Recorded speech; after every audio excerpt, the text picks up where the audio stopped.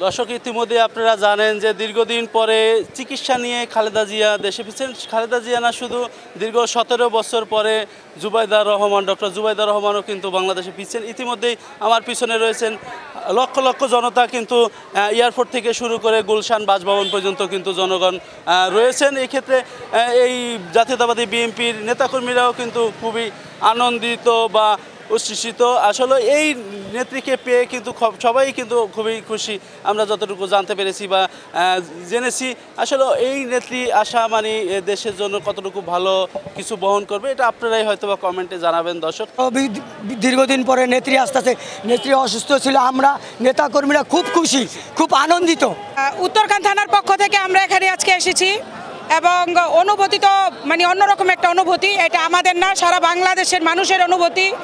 মানে আমরা কি বলবো, আমাদের দেশনেত্রী বেগম খালেদা জিয়া 4 মাস পরে উন্নত চিকিৎসা নিয়ে দেশে আসছে, সাথে ডক্টর জুবাইদা রহমান আসছে। ওই হিসাবে অনেক আমরা মানে গর্বিত, আমরা আনন্দিত। আমরা রাজপথে দাঁড়াইতে পেরেছি, এটা আনন্দিত। বাংলার জমিনে আমরা খালেদা জিয়াকে আজকে পাচ্ছি।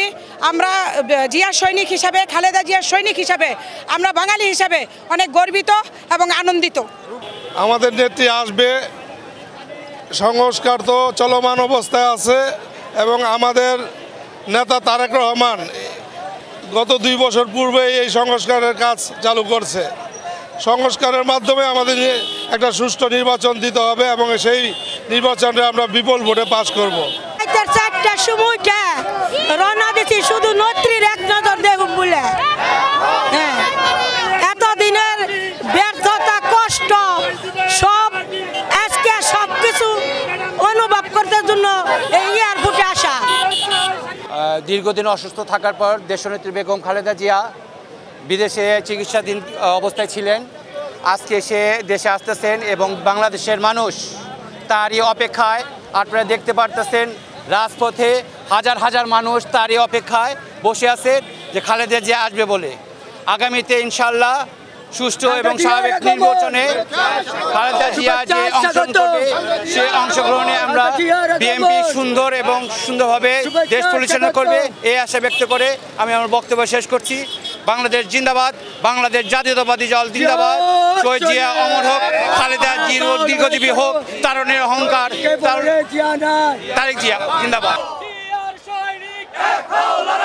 জাকির খানের পক্ষ থেকে, জাকির খানের পক্ষ থেকে, জাকির খানের পক্ষ থেকে, জাকির খানের পক্ষ। বিদেশে সুচিকিৎসার পর আজকে বিএনপির চেয়ারপারসন তার 2 পুত্রবধূকে নিয়ে বাংলার মাটিতে কিছুক্ষণের মধ্যে অবতরণ করবেন। সেই উপলক্ষে ঢাকা মহানগর উত্তর, আমরা উত্তরখান থানার পক্ষ থেকে তাকে স্বাগতম জানাচ্ছি।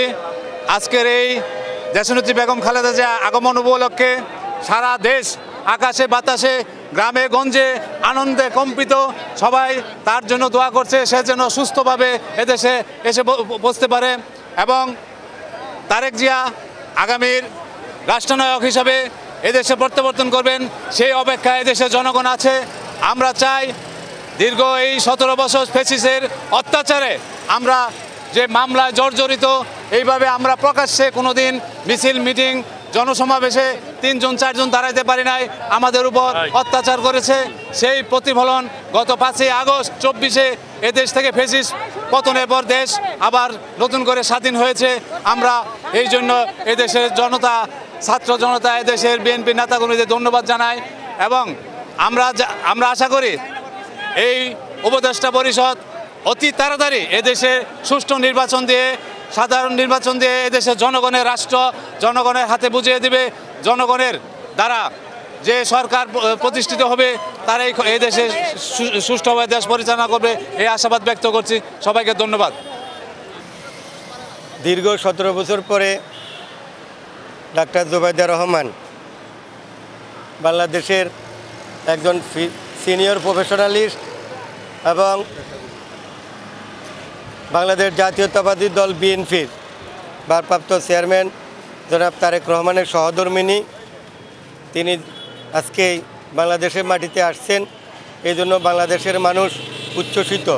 বিশেষ করে আমরা যারা বাংলাদেশ জাতীয়তাবাদী দল বিএনপির কর্মী, আমরা আজকের দিনটাকে বিশেষ দিন হিসেবে দেখছি এবং এটা আমাদের জন্য খুবই উৎসবমুখর একটা দিন, কারণ আমরা আশা করি ডক্টর জুবাইদা রহমানের নেতৃত্বে বাংলাদেশের গণতন্ত্র এবং একটি নির্বাচন আদায় করে সেই নির্বাচনের মাধ্যমে জনগণের সরকার প্রতিষ্ঠা করার জন্য আজকের দিনটা একটা মাইলফলক হয়ে থাকবেন বলে আমরা বিশ্বাস করি।